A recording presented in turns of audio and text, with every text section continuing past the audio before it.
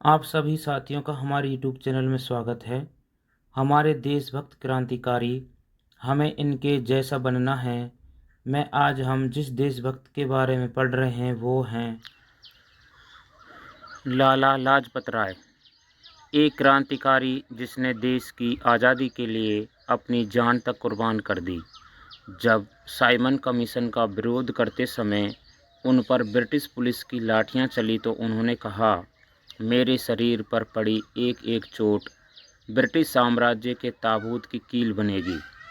और वाकई इस चोट के साथ भारत में ब्रिटिश साम्राज्य का कफन तैयार होना शुरू हो गया। इस बलिदान ने न जाने कितने उधम सिंह और भगत सिंह तैयार किए, जिन्होंने ब्रिटिश हुकूमत को धराशायी कर दिया।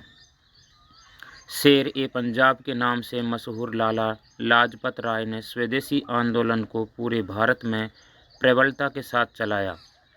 अंग्रेज़ों में लाला जी के नाम का इतना खौफ था कि 1914 से 1920 तक उन्हें भारत में आने ही नहीं दिया गया।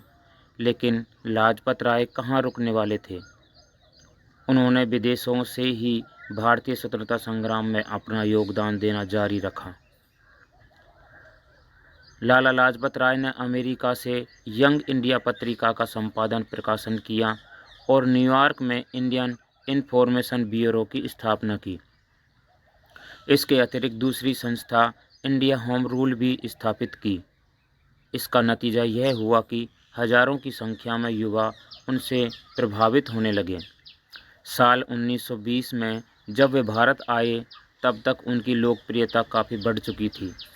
इसी साल वे गांधी जी के संपर्क में आए और असहयोग आंदोलन का हिस्सा बन गए। लाला लाजपत राय के नेतृत्व में असहयोग आंदोलन पंजाब में जंगल की आग की तरफ फैल गया और जल्द ही वे पंजाब का शेर और पंजाब केसरी जैसे नामों से पुकारे जाने लगे। 63 साल की उम्र में भी लाला लाजपत राय इस जोश से क्रांतिकारियों को संगठित और अंग्रेज़ों का विरोध करते थे जैसे 20 साल का कोई युवा हो। इसलिए भगत सिंह जैसे क्रांतिकारी उन्हें अपनी प्रेरणा मानते थे। लोकमान्य बाल गंगाधर तिलक। बाल गंगाधर तिलक के अंदर देशभक्ति की भावना बचपन से ही कूट कूट कर भरी थी। वीर शिवाजी महाराज के आदर्शों पर चलने वाले तिलक वे पहले क्रांतिकारी थे जिन्होंने पूर्ण स्वराज्य की मांग की और देश के लोगों को स्वराज का अर्थ समझाया। उनके नारे स्वराज हमारा जन्मसिद्ध अधिकार है और मैं उसे लेकर रहूँगा ने युवाओं में ऐसा जोश और जुनून भर दिया कि पूर्ण स्वराज सभी क्रांतिकारियों के जीवन का इकलौता उद्देश्य बन गया। तिलक ने शिक्षा को आज़ादी का सबसे प्रबल हथियार बनाया और पूरे देश में लोगों को उनके अधिकारों के प्रति जागरूक करने का निश्चय किया।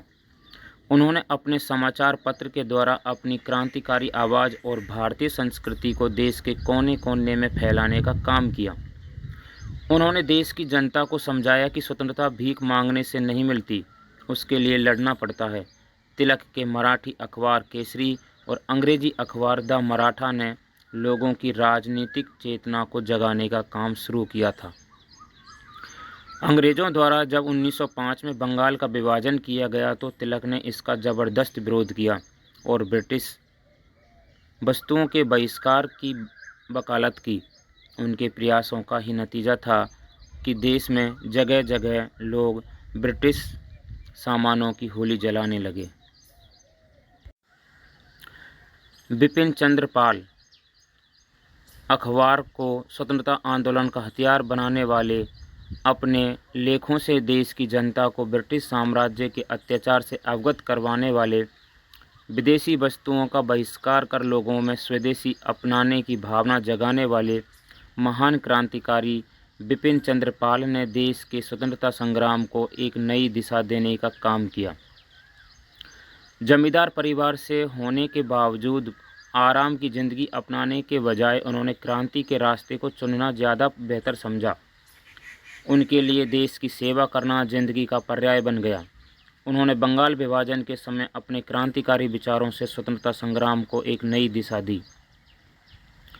बिपिन चंद्र पाल ने भारतीयों के बीच में स्वराज की विचार की भावना का प्रचार किया और भारतीय स्वतंत्रता आंदोलन की रूपरेखा तैयार की। देश में स्वराज की अलख जगाने के लिए उन्होंने कई अखबार भी निकाले और उनके माध्यम से पूर्ण स्वराज, विदेशी वस्तुओं का बहिष्कार और स्वदेशी अपनाने की भावना आम जनमानस के अंदर जगाई। उन्होंने अपने क्रांतिकारी विचारों के माध्यम से युवाओं को देश की आज़ादी की लड़ाई में आने के लिए प्रोत्साहित किया। ये तीनों क्रांतिकारी लाल बाल पाल के नाम से प्रसिद्ध हुए। हमारे देशभक्त क्रांतिकारी, हमें इनके जैसा बनना है। जय हिंद।